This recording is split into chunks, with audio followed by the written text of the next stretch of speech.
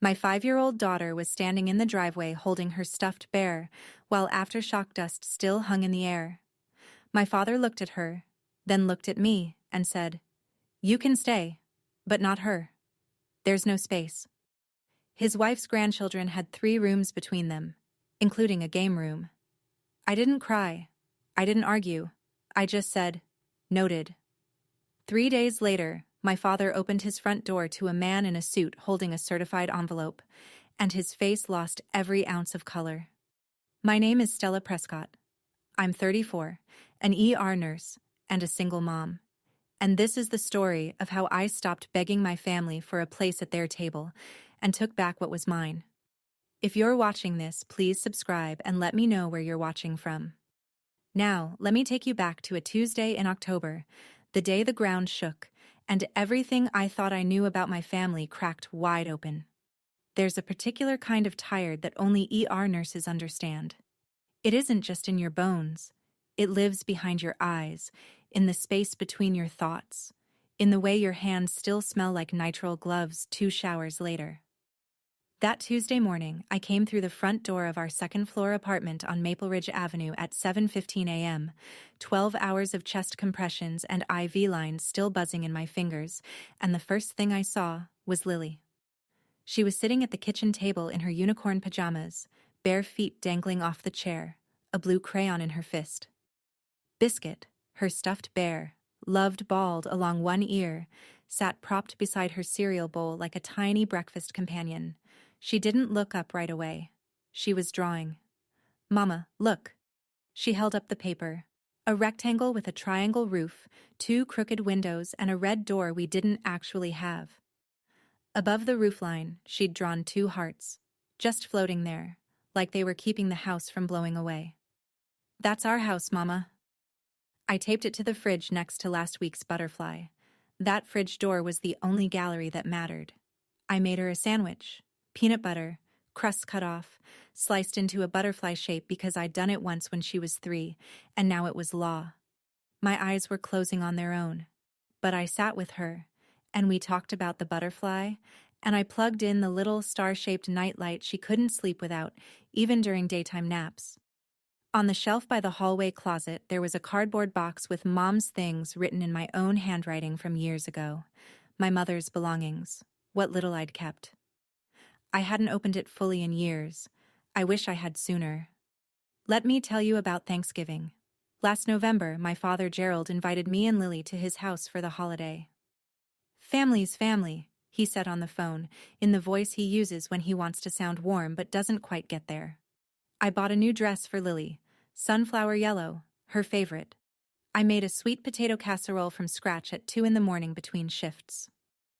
When we arrived, the dining room table was set for 8. China plates, cloth napkins, the works. My stepmother Diane had outdone herself. Candles, a centerpiece with dried eucalyptus, place cards written in her careful cursive. Lily's name wasn't on any of them. "Oh, sweetie," Diane said, her hand fluttering to her chest the way it does when she's about to say something terrible with a smile. "The kids' table is so much cozier for Lily. It's right in the kitchen, she'll love it." The kids' table was a folding card table with paper plates. Lily sat there alone. My half-sister Megan's 2 children, 7 and 4, were at the main table, flanking my father like little sentries. Gerald had his arm around Megan's oldest, ruffling his hair. "There's my boy." When Lily waved at him from the kitchen doorway, he nodded. Just a nod. Like she was a neighbor's kid he was being polite to. I cut Lily's turkey into small pieces. I told myself, at least she has grandparents. At least she has somewhere to go on holidays. I'd been telling myself that for 24 years.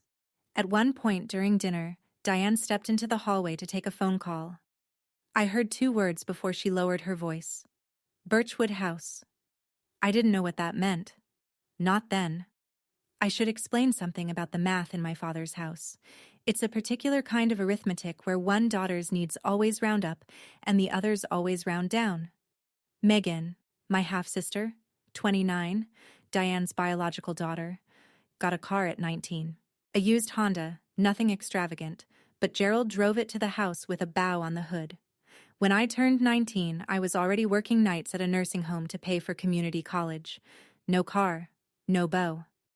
When I asked once, just once, Gerald said, "Megan needs help. You're independent. You should be proud." I filed that sentence away.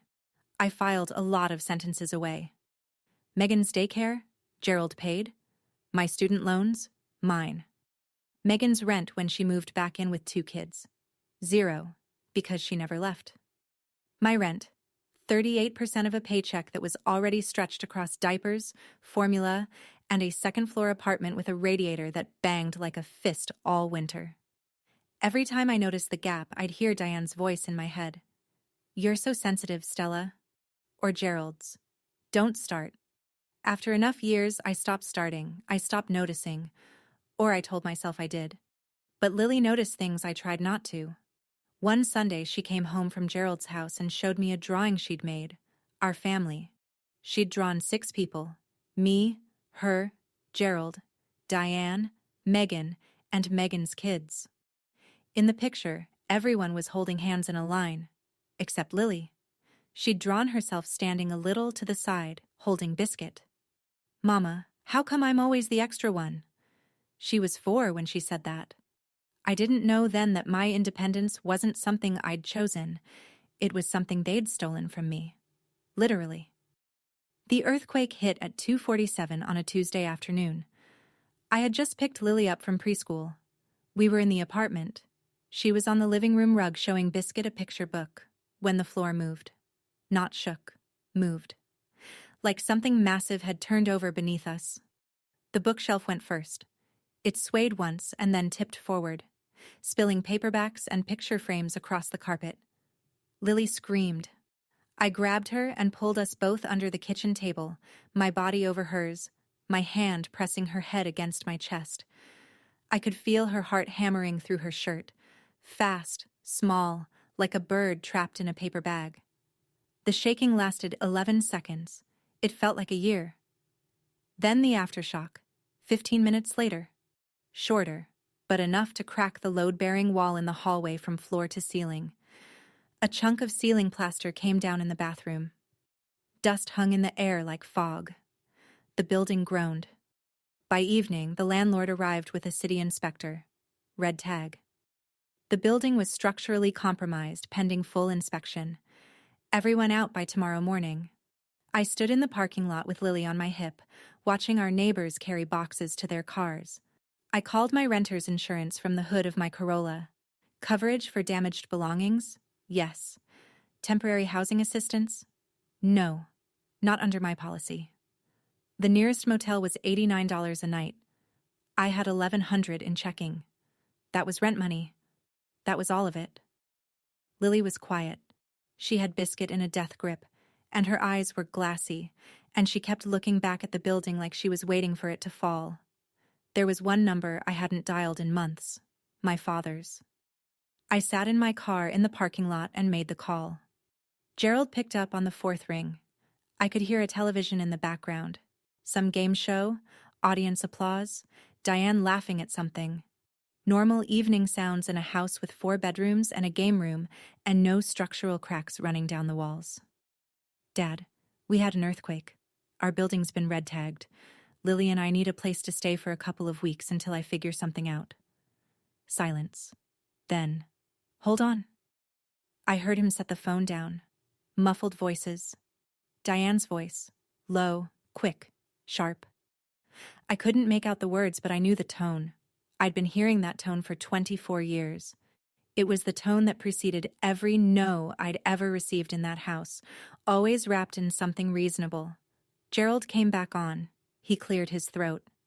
"You can come, Stella, but Diane says there's no room for the girl. Megan's kids have their rooms, the game room. You know how it is. It's tight. Dad, she's 5. She can sleep on my floor, on a sleeping bag. She just needs a safe place." Another pause. Diane's voice again, clearer this time, close to the phone. "Tell her it's only temporary anyway. The girl can stay with a friend or something." The girl? Not Lily. Not your granddaughter. The girl. Gerald sighed. It's Diane's house, too. She says no space. Just you. We can figure something out for the child. I looked in the rearview mirror. Lily was in her car seat, biscuit pulled tight to her chin, watching the red-tagged building through the window, dust still in her hair. Noted, I said, and I hung up. I drove. I didn't know where yet. I just needed the car to move, needed the road to unspool in front of me so I wouldn't have to sit still with what had just happened. The streetlights were coming on. Caldwell looked the same as it always did at 6:30 in the evening.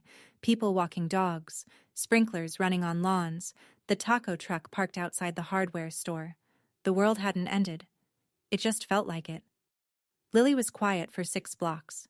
Then, "Mama, are we going to Grandpa's house?" My hands tightened on the wheel. "No, baby, we're going to Auntie Rachel's." "Oh." A pause, then smaller. "Is it because Grandpa doesn't have room for me?" I almost hit the curb. Am I too big? I pulled over. I put the car in park on a residential street I didn't recognize, under a sycamore tree that was dropping leaves onto the windshield, and I turned around in my seat. Lily wasn't crying. Her eyes were wide and serious, and she was looking down at Biscuit like she was asking him the same question. I reached back and took her hand. It was so small. It was always so small. "Lily, you are not too big. You are not too much. And you will always, always have room with me. Do you understand?" She nodded, hugged Biscuit, looked out the window. She didn't cry, and somehow, that was worse than if she had. I turned back to the road and drove. My jaw ached from clenching. Something had shifted inside me. Not the hot kind of anger, not the kind that makes you shout. Something colder. Something with patience. I opened my phone's notes app at the next red light and typed October 14th, 6:22 p.m. Gerald refused shelter for Lily. Diane. No space. Direct quote, the girl. That was timestamp number 1. Rachel didn't ask a single question. She opened the door, saw Lily on my hip with dust still in her hair, saw the duffel bag over my shoulder and whatever was living on my face, and stepped aside. "Guest room's made up. There's mac and cheese on the stove." That was Rachel Tobin, 35, fellow ER nurse, built like a point guard and just as direct. She'd been my person since our first code blue together 6 years ago, when she'd looked at me over a crashing patient and said, "You're good at this. Don't let anyone tell you different." We'd been friends since. She put on a cartoon for Lily, made her a cup of warm milk with honey. Within 5 minutes, Lily was asleep on Rachel's couch, Biscuit tucked under her chin, her breathing finally slow and even. First real rest since 2:47 that afternoon. Rachel handed me a mug of tea I hadn't asked for and sat down across from me. "Tell me," I told her. She didn't interrupt. She didn't gasp. When I finished, she said very quietly, "That's not a space problem, Stella. That's a priority problem." At 9 o'clock, my phone buzzed. Gerald. "Stella, don't be dramatic. Diane didn't mean it like that. She just meant the house is tight right now. You know Megan's kids need their rooms for school. Lily is 5. She needs a floor and a blanket. Your house has 4 bedrooms. You're twisting things. You always do this. This is why it's hard with you." I stared at the ceiling. Classic. Turn the victim into the problem. I hung up and opened Instagram. Megan had posted 2 hours ago a photo of the game room with 2 new beanbag chairs, sparkle filter, caption, "Best surprise for my babies. #blessed #family. First I screenshotted it." Timestamp number 2. The next morning, my phone rang while I was pouring Lily's cereal. The screen read, "Diane Whitmore." In 7 years of having her number, she had never once called me directly. Every communication went through Gerald, a system she'd designed, I realized much later, so there'd never be a record of her own words. Until now. "Stella, sweetie, hi." Warm, musical. The voice she uses at school functions and church picnics. "I am just so sorry about the earthquake. I've been thinking about you all night." "Thank you, Diane. Listen, I talked to your father and we really do want to help. You are welcome here, of course you are. But I think it would be better for everyone if Lily stayed with your friend for a bit. Just until things settle. Megan's youngest just started sleeping through the night, and you know how it is. Another child in the house. The disruption. Lily isn't disruption. She's 5, and she's quiet. Oh, sweetie, I don't mean it like that. She's just a lot, you know, active. And honestly, she lowered her voice, as if sharing a confidence. If you'd had a husband, this wouldn't even be an issue, would it? The kitchen faucet dripped twice. I watched a bead of water fall. I didn't take the bait. Not the husband comment, not the tone, not the sweetie. I let 5 seconds of silence sit there. I understand your position, Diane, clearly. Oh, good, sweetie, I'm so glad we can. I said I understand it. I didn't say I accept it. Don't call me about this again. I hung up. Then I wrote down every word in my notes app while it was fresh. Timestamp number 3. And there was something Diane had said. A small thing. Maybe nothing. Besides, this house was supposed to be for our family anyway. This house. Supposed to be. Our family. Anyway. I didn't know what it meant. But I underlined it. That night, after Lily was asleep, I lay on Rachel's guest bed and let the memories come. Not the soft focus kind, the accounting kind. My 16th birthday, Megan, then 11, had gotten a full party the year before. Catered, 30 kids, a DJ in the garage. For my 16, Gerald handed me a card with a $20 bill and said, "We forgot to plan something. Sorry, kid." Diane was in Cancun with her sister that week. Nobody forgot. I just wasn't worth remembering. My nursing school graduation, 4 years of night shifts and study sessions in hospital break rooms, and I walked across that stage alone. Gerald said he couldn't make it. Megan had a dance recital. A recital. For an 11-year-old. He chose a pirouette over a diploma. The day Lily was born. Gerald showed up at the hospital 20 minutes after delivery. He stood in the doorway. Didn't hold her. Didn't sit down. "You should have waited until you were married," he said. Then he left. Diane didn't come at all.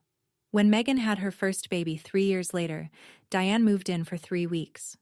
Gerald bought an $800 crib and cried in the delivery room. I kept a list of these moments for years. Not written down, just etched into the soft tissue of my memory. The Christmas I was 13 and found 3 gifts under the tree for me and 11 for Megan. The Easters where Lily's basket was a paper bag. The way Diane introduced me at neighborhood barbecues. "This is Gerald's daughter from before." From before. Like I was a rough draft. But the worst thing they ever did to me wasn't a forgotten birthday or a skipped graduation. It was the thing they took. The thing I didn't even know existed. Not yet. But that was about to change. For years, I carried this question like a stone in my pocket. Was I the difficult one? Was I too sensitive? Too needy? Too much? The way they always said? I rearranged myself so many times to fit into that family that I forgot what my original shape looked like. I wonder if you know that feeling. If you've ever shrunk yourself to keep the peace, and then one day looked in the mirror and couldn't find what was missing. Tell me in the comments, because I don't think I was the only one folding herself into smaller and smaller squares. I need to tell you about my grandmother. Her name was Edith Prescott, my mother's mother.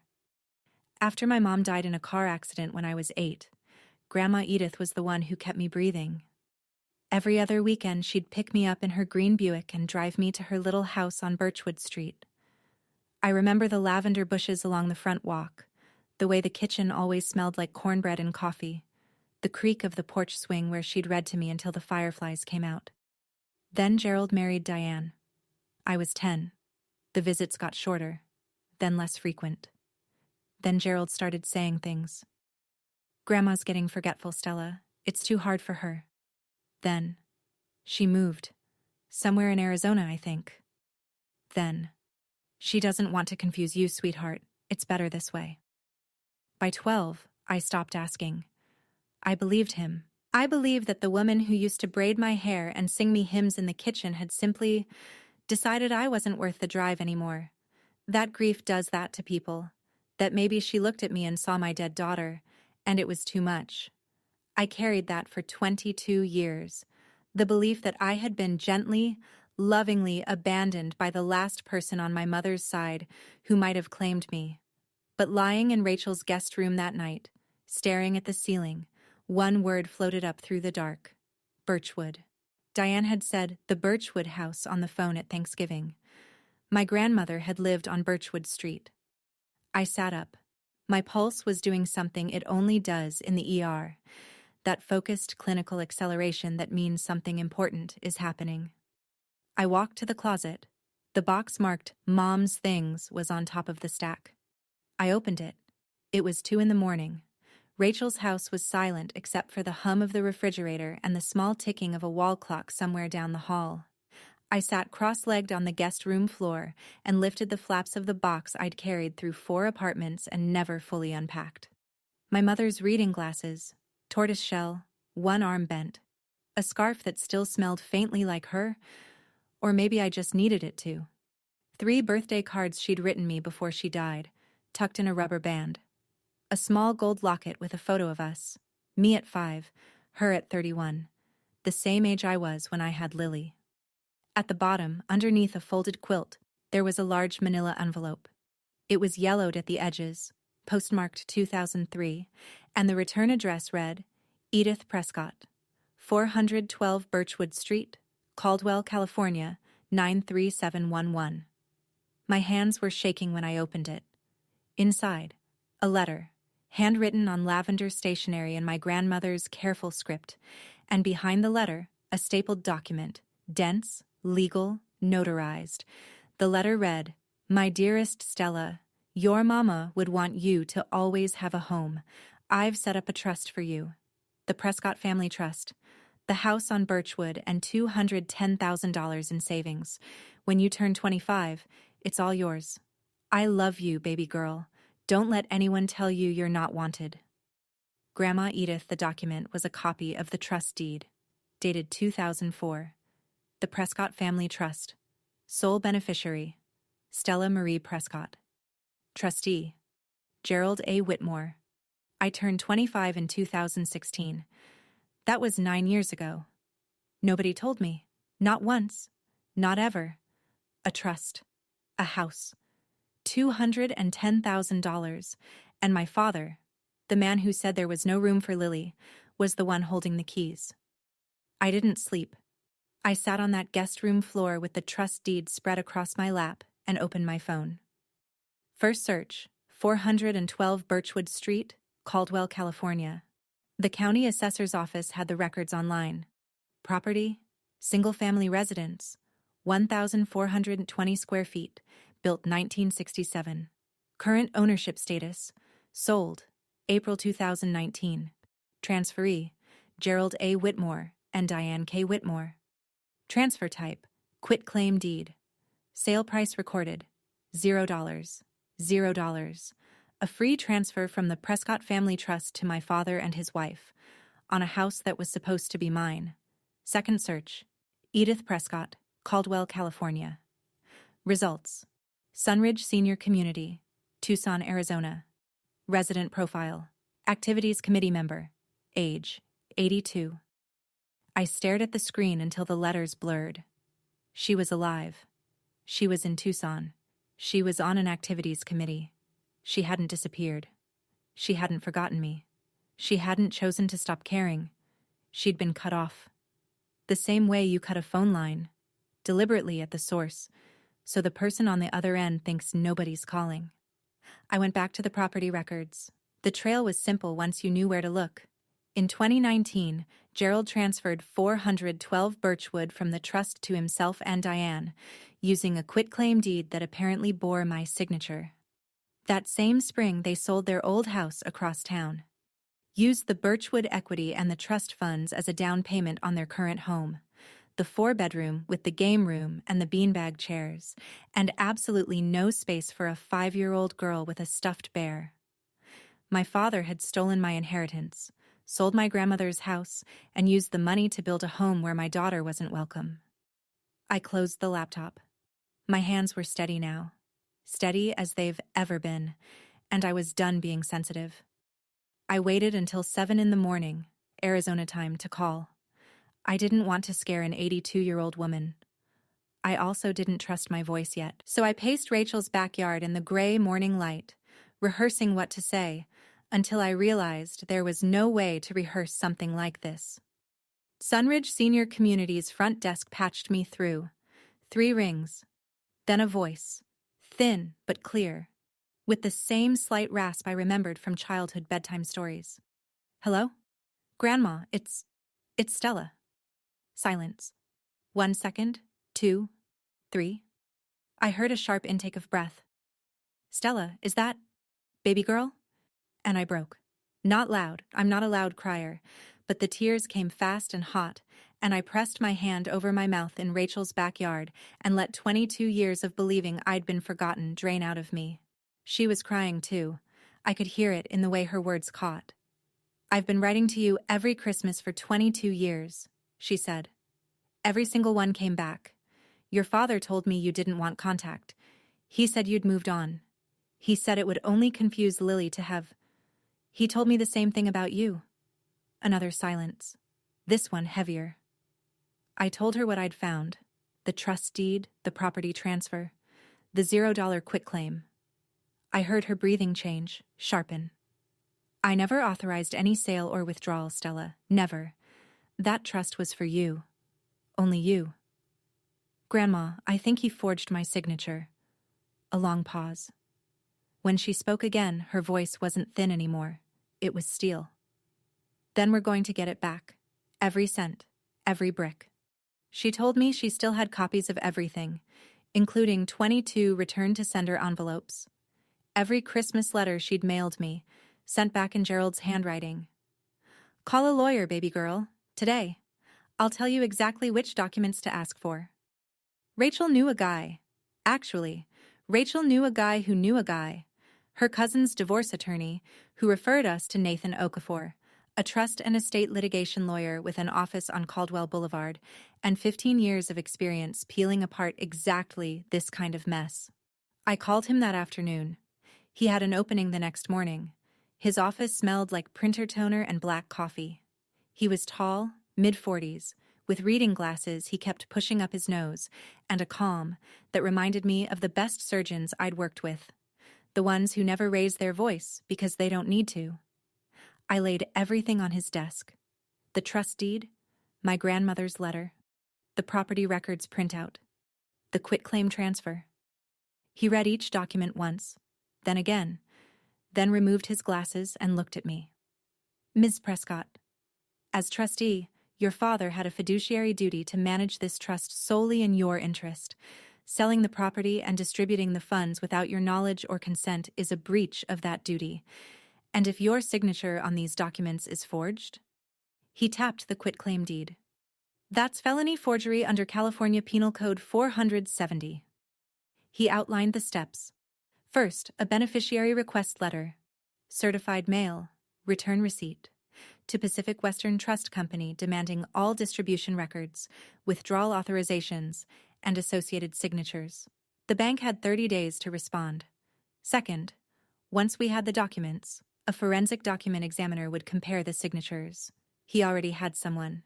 Dr. Laura Sims, court qualified, frequently used by the DA's office.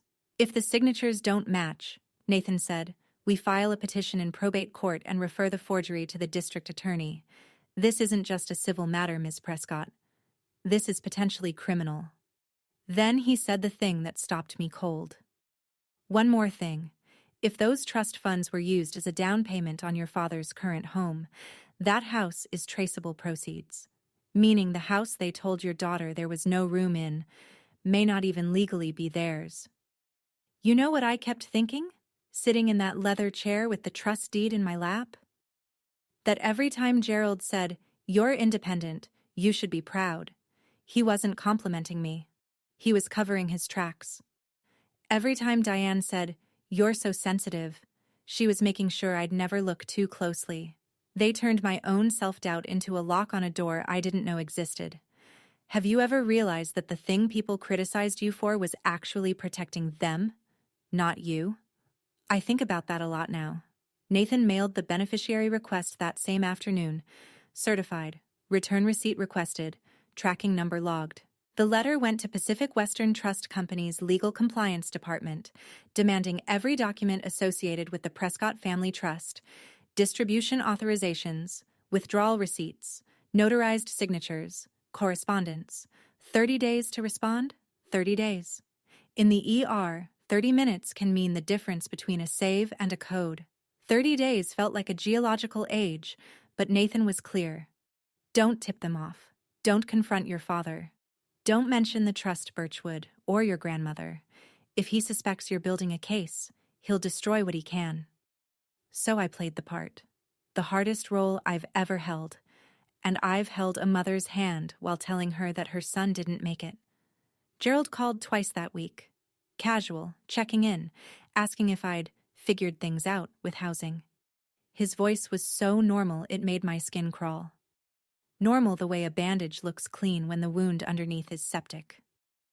Working on it, I said. That was all I gave him. On Thursday, he called again. You're not still upset about the room thing, are you? Diane feels terrible. He said this the way you'd report weather. Light rain. Diane feels terrible. Might clear up by the weekend. I'm fine, Dad. Good. That's my girl. I hung up and swallowed something hot and sour at the back of my throat.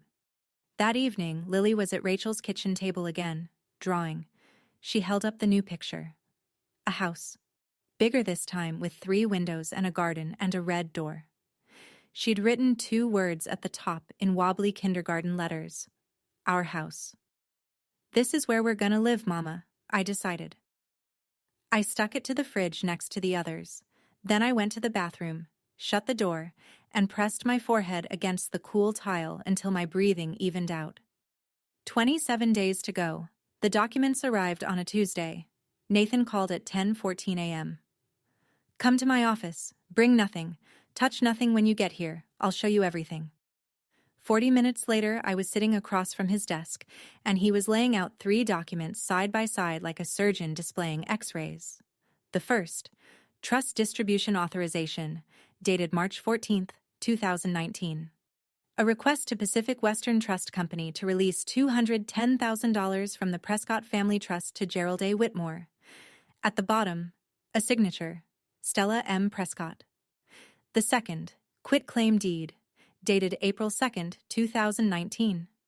Transfer of property at 412 Birchwood Street from the Prescott Family Trust to Gerald A. Whitmore and Diane K. Whitmore. Another signature, Stella M. Prescott. I leaned in close. The handwriting was careful. Someone had practiced, but the S was wrong. I've signed my name 10,000 times on patient charts, on medication orders, on insurance forms. My S starts with a sharp downstroke. This one curved. And my P in Prescott has a closed loop at the top. A habit from my mother's handwriting that I copied as a child. This P was open. It wasn't my signature. It wasn't close. Nathan slid a 3rd page across the desk. Dr. Laura Sims, Forensic Document Examiner, her preliminary analysis. I read the key line. Based on comparison with known exemplars, the questioned signatures exhibit significant divergence in letter formation, pen pressure, and baseline alignment. Preliminary conclusion: high probability the questioned signatures were not produced by the stated signatory. Final report in 10 days, Nathan said. But, Ms. Prescott, it's confirmed. He pointed to the notary stamp on the quitclaim deed. The name printed beneath it, Janet L. Fry. He'd already looked her up. Janet Fry was a friend of Diane's. They'd worked together at the school district for years. A notarized document signed by someone who wasn't there, stamped by the stepmother's friend. This wasn't carelessness. This was planned. 2 days after the documents arrived, Gerald invited me to dinner. Just me. No drama, no big deal. Diane's making pot roast. We just want to see you. Nathan said, Go. Observe. Say nothing of substance. California is a 2-party consent state, so no recording, but write down everything the moment you leave. I went. The house smelled like rosemary and onions. Diane greeted me at the door with a hug that lasted exactly 1 second too long, the kind designed to be witnessed. Megan was on the couch with her kids, who were running laps between the living room and the game room. The game room, with its beanbag chairs and wall-mounted TV, and enough square footage for a child-sized sleeping bag, if that child's name had been something other than Lily. Dinner was normal, excessively normal. Diane complimented my scrubs. Gerald asked about the hospital. Megan showed me photos of her kids' Halloween costumes on her phone. Everyone smiled. Nobody mentioned the earthquake. Nobody mentioned the fact that my daughter was sleeping at a friend's house because this family had turned her away. Then, between the pot roast and dessert, Gerald leaned back in his chair and said, casually, the way you'd ask someone to pass the salt, "Hey, by the way, you haven't been getting any weird mail, have you? Some trust company sent something to our address by mistake. Junk mail, probably." His eyes sharpened, just for a second, just enough for me to see. "Trust company," I said. "No. Why would they?" He relaxed, reached for his water glass. "No reason, just junk." Diane changed the subject to Megan's birthday party next weekend. I helped clear the plates. I said goodnight. I walked to my car. Then I opened my notes app. October 29th. 7:48 p.m. Gerald asked about trust company mail. Nervous. Diane redirected conversation immediately. He knew something was moving. He just didn't know how much. The smear campaign started on a Wednesday. I woke up to 11 text messages from relatives I hadn't spoken to in months. Aunt Carol, Gerald's sister. "Stella, I'm hearing some troubling things. Your father is heartbroken." Uncle Roy. "Family shouldn't sue family. Whatever this is, you need to drop it." A cousin I'd met twice. "Diane says you're going through something. We're praying for you. Praying for me." That's the phrase people use when they've decided you're the problem and they want you to know it without getting their hands dirty. I scrolled through the group chat Gerald's family used for holidays and birthdays. Diane had posted a message at 9 p.m. the night before, a paragraph and a half, perfectly punctuated, dripping with rehearsed anguish. "As many of you know, Stella has been going through a difficult time since the earthquake. Unfortunately, she is now making false accusations against Gerald and me regarding family finances. We are devastated. We have done nothing but love and support her for 24 years, and this is how she repays us. Please keep our family in your thoughts." 63 heart reactions, 22 comments. Not one person asked for my side. Then Gerald called. No more pot roast voice, cold. "I don't know what you're doing, Stella, but you need to stop.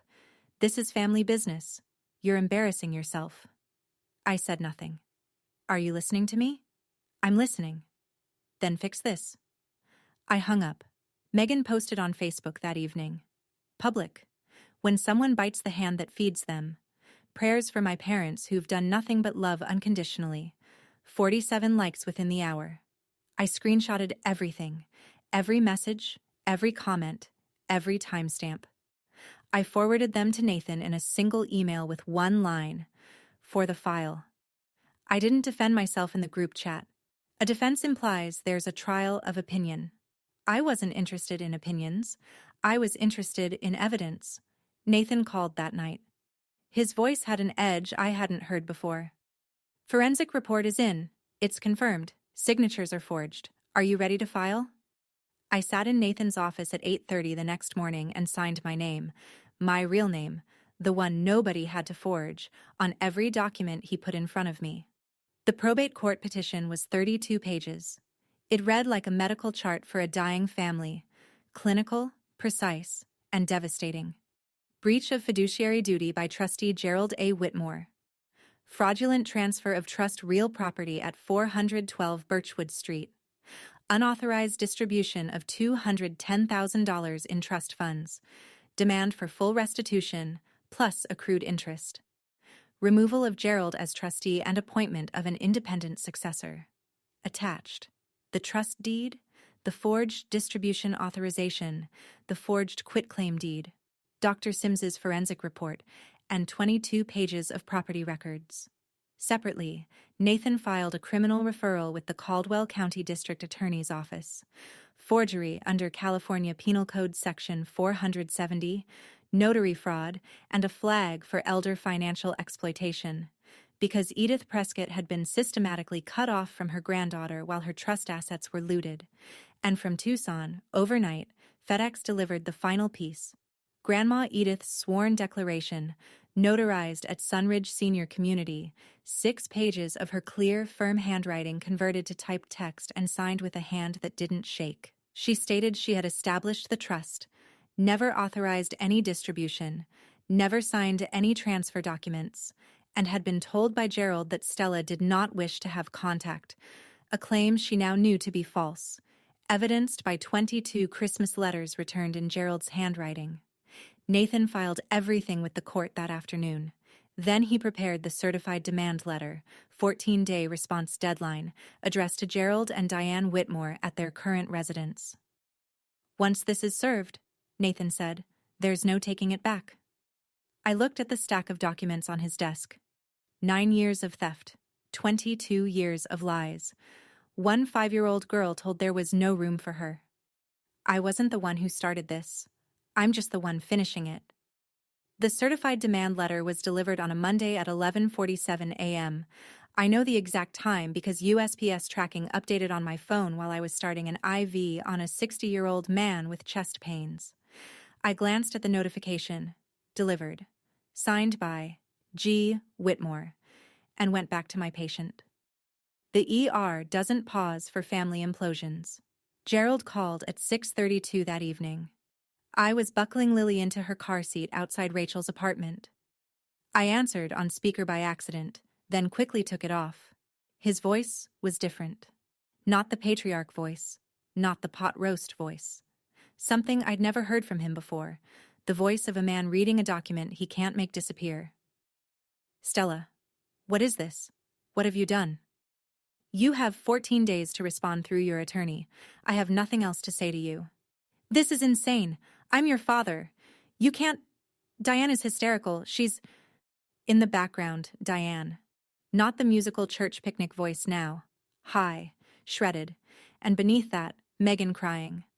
"That trust was family money, Stella. I managed it for everyone's benefit." I caught that. I managed it. Not I didn't do it. Not there's been a mistake. He managed it. Past tense. Admission wrapped in justification. "You managed it into your down payment. 14 days, Dad." I hung up. He called back. 4 times in 20 minutes. I let each one ring through to voicemail. I didn't listen to any of them. I saved them. Rachel was waiting at the door. She looked at my face and handed me a mug of chamomile without a word. "How do you feel?" I sat on her couch. Lily was inside, drawing at the table again. Another house. More windows this time. More hearts on the roof. Like I should have done this years ago. Diane did not go quietly. I didn't expect her to. Quiet isn't in the playbook of someone who's spent 24 years controlling a family's narrative with sweet smiles and strategic phone calls. The escalation came in 3 waves. Wave 1, the extended family. Diane called my mother's sister, Aunt June, who lived in Oregon and hadn't spoken to Gerald in years. Told her I was fabricating allegations about a trust that never existed, and that I was emotionally unstable since the earthquake. Aunt June, to her credit, called me and asked for my side. I told her to call Grandma Edith. Wave 2, social media. Diane posted a 12-paragraph essay on Facebook. Public. I won't quote the whole thing, but the opening line was, "For 24 years I have tried to love a child who was not my own, and today my heart is shattered." 214 reactions. Comments full of prayer hands and crying emojis. A woman I'd never met called me ungrateful in the thread. Wave 3, Gerald's email. It arrived at 11 p.m., sent from his personal account to mine. "If you don't drop this, I will make sure everyone knows what kind of mother you are, leaving your child with strangers after an earthquake instead of coming to family. Think about what you're teaching Lily. Leaving my child with strangers." He meant Rachel. The woman who opened her door without conditions while he put conditions on a 5-year-old. And he was threatening to use my motherhood against me, the same man who didn't hold Lily when she was born. I forwarded the email to Nathan with one line. Add this to the file. Nathan's response came in 4 minutes. Retaliation. Potential witness intimidation. I'm supplementing the petition. This helps us, not them. I turned off my phone. Lily was asleep, biscuit under her chin. I watched her breathe for a long time. Teaching Lily? I was teaching her that nobody gets to steal your future and call it love. Grandma Edith landed at Caldwell Regional Airport on a Friday afternoon, 3 weeks before the court hearing. Southwest Airlines, 1 carry-on, orthopedic shoes, and a spine made of rebar. I spotted her at baggage claim before she saw me. She was smaller than I remembered, her shoulders narrower, her hair white where it used to be silver, but she stood the way she always had. Straight-backed, chin up, like a woman who'd buried a daughter and survived it and wasn't about to be bent by anything less. When she saw me, she stopped walking. Her hand came up to her mouth. And then she opened her arms, and I walked into them. And for a few seconds I was 8 years old again, standing in a lavender-scented kitchen on Birchwood Street, and nobody had lied to me yet. We drove to Rachel's house. Lily was in the living room, wearing a tutu over her jeans, arranging biscuit on a pillow throne. She looked up when we walked in, at this small, white-haired woman she'd never seen before. Grandma Edith knelt down, slowly, one knee at a time. Hello, sweet girl. I'm your great-grandma Edith. I've been waiting a very long time to meet you. Lily studied her face with that 5-year-old seriousness that holds nothing back. Do you like butterflies? She asked. Mama cuts my sandwiches into butterflies. I love butterflies. Lily took her hand and led her to the kitchen table to see the drawings. Grandma Edith looked at each one as if they were hanging in a gallery. When she got to the one labeled Our House, she looked at me over Lily's head. Her eyes were wet. She nodded once. That night, after Lily was asleep, Grandma Edith placed a small cardboard box on Rachel's kitchen table. Inside, 22 envelopes. Each one addressed to me, each one stamped return to sender in handwriting I recognized immediately. Gerald's handwriting, 22 Christmases, every single one sent back. I kept writing, she said quietly, because I knew one day, one letter would find you. 22 letters, 22 Christmases. She never stopped. And I spent every single one of those years believing she'd forgotten me, because that's what Gerald told me, and I had no reason not to believe my own father. But here's what I can't stop thinking. How many people out there tried to love us, and someone made sure the message never arrived? Do you think there's someone who tried to reach you, and somebody stood in the way? Because I almost missed mine, by 22 years. Gerald's 14-day deadline expired on a Wednesday at 5 p.m.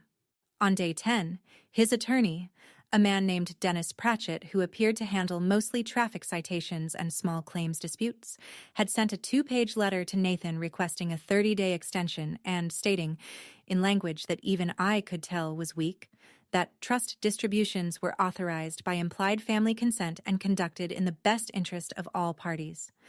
No documentation attached, no signed authorization from me, no explanation of why implied family consent overrides a beneficiary's legal rights. Just words, and not enough of them. Nathan's assessment was 3 sentences.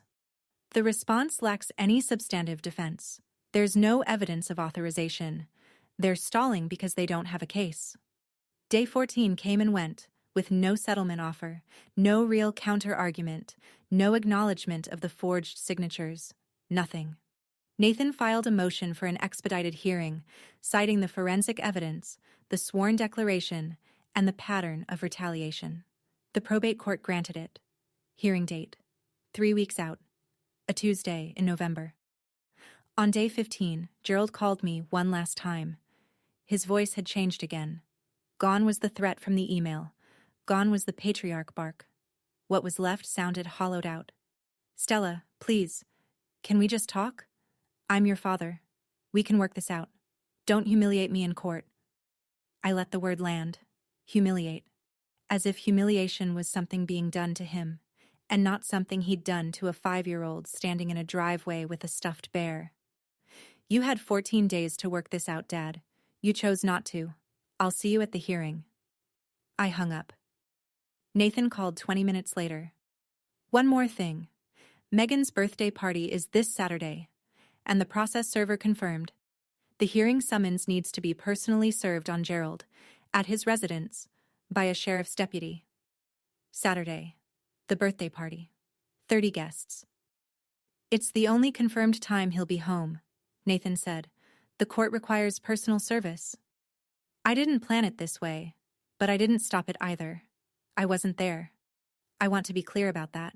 I was at Rachel's apartment with Lily that Saturday afternoon, making butterfly sandwiches and watching her teach Grandma Edith how to draw a proper unicorn. I didn't stand on the sidewalk watching.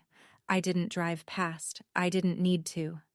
Rachel's cousin knew someone who was at the party, and in a town like Caldwell, a sheriff's deputy pulling up to a birthday barbecue doesn't stay a secret for long. Here is what I was told. It was 2:15 p.m. The backyard was decorated with pink and gold balloons. 30 guests. Megan had just blown out her candles. Diane was carrying a sheet cake through the living room when the doorbell rang. Gerald answered it, still holding a paper plate, expecting a late arrival. A Caldwell County Sheriff's deputy stood on the porch. Tan uniform, clipboard. Gerald Whitmore? Yes. You've been served. He handed Gerald a large envelope. Gerald took it automatically, the way you take something from a stranger before your brain catches up. The deputy tipped his hat, turned, and walked back to his cruiser. Gerald stood in the doorway. Diane came up behind him, cake still in her hands. Who was that? Gerald. Gerald, what is... He opened the envelope. Probate court hearing summons. Full petition packet. Forensic report summary. And attached to the back, 6 pages in a clear, firm voice. Grandma Edith's sworn declaration. Diane saw the name. Edith Prescott. The cake plate tilted. She grabbed the doorframe. She's still... 30 people were watching. In the backyard, through the sliding glass door, over half-eaten slices of birthday cake. Nobody was singing anymore. Gerald looked up from the papers. According to Rachel's cousin, his face didn't show anger or surprise.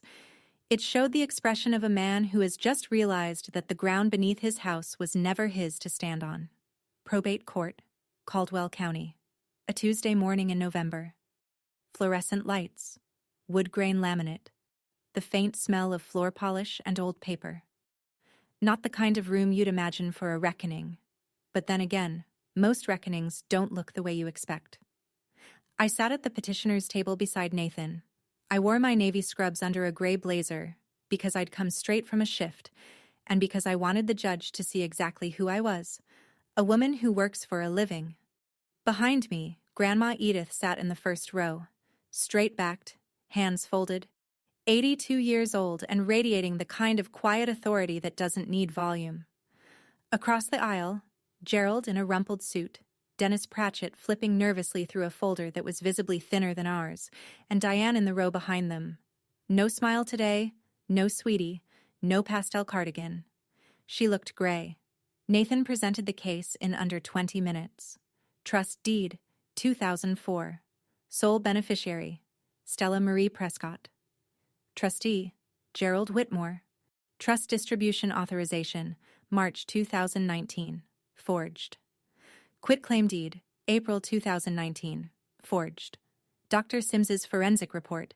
Signatures do not match known exemplars. Notary Janet Fry, Diane's colleague, notarized without the signatory present.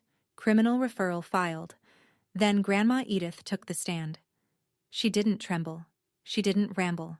She spoke the way she'd always spoken to me, clearly, gently, and with absolutely no room for misunderstanding. I established the Prescott Family Trust in 2004 for one person, my granddaughter Stella. I never authorized any withdrawal. I never signed any transfer. I was told my granddaughter didn't want me in her life. I have 22 letters, returned in my son-in-law's handwriting, that prove otherwise. Dennis Pratchett attempted to argue implied family authorization. The judge cut him off mid-sentence. Fiduciary duty is not subject to implied consent, counselor. The trustee's obligations are explicit and documented. The judge looked at Gerald the way I've seen doctors look at patients who waited too long. Not angry. Just certain of the diagnosis.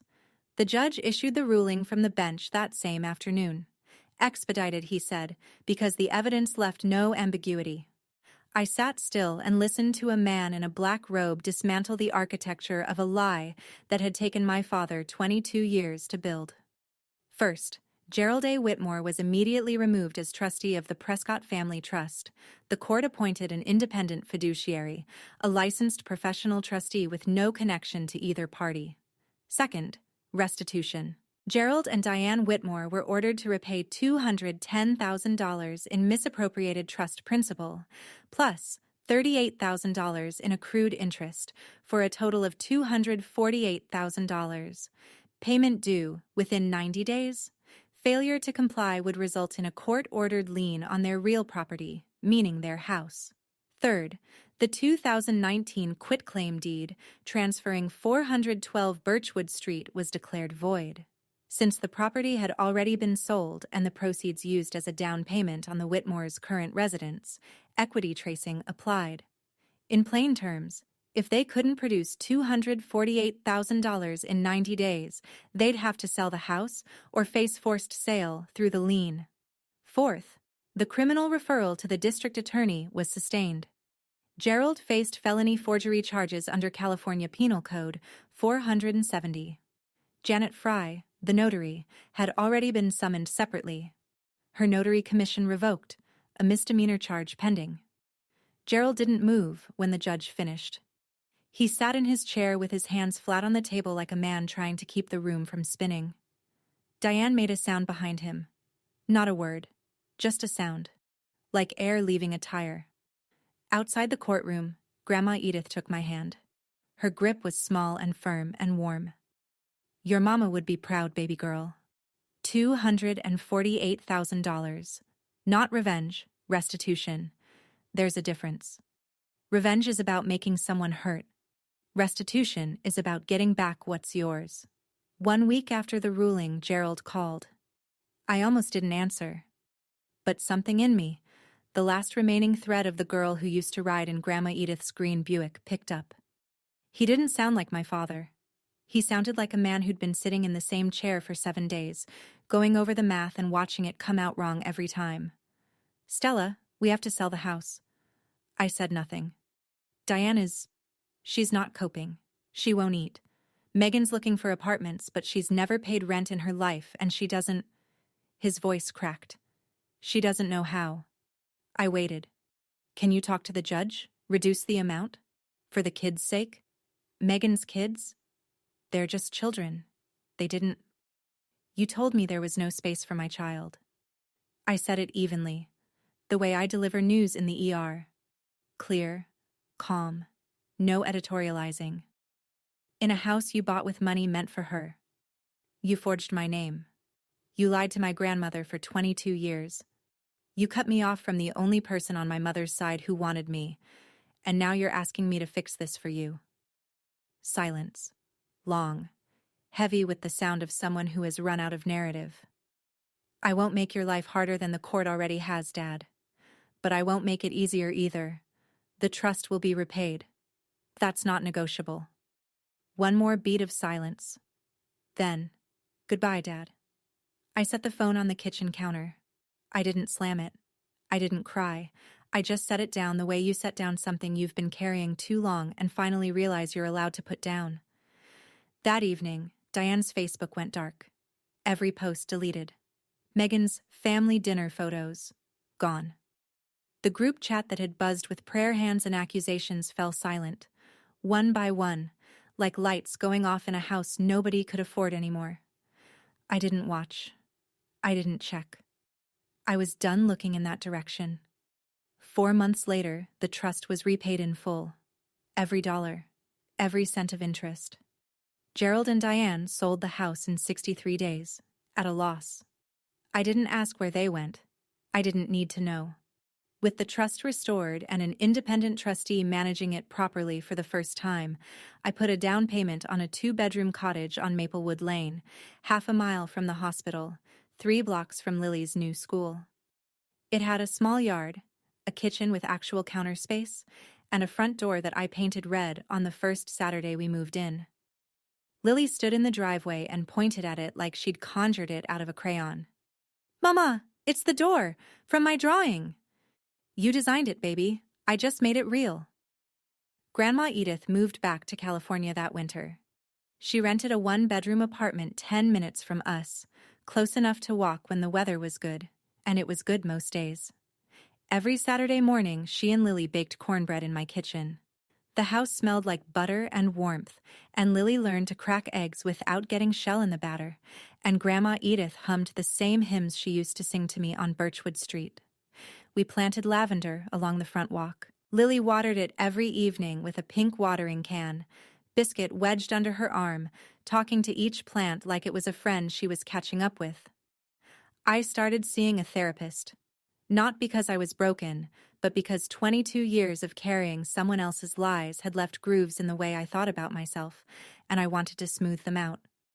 I wanted to be the kind of steady that was real, not performed. In Lily's room, taped to the wall above her bed, was the original drawing. Our house, red door, 2 hearts on the roof. Next to it, a new one. Our real house, same red door. But now there were 3 people in front of it, me, Lily, and a small white-haired figure labeled in careful kindergarten letters, Great Grandma. The star nightlight still glowed by her pillow. Biscuit still sat on the bed. Some things you don't outgrow.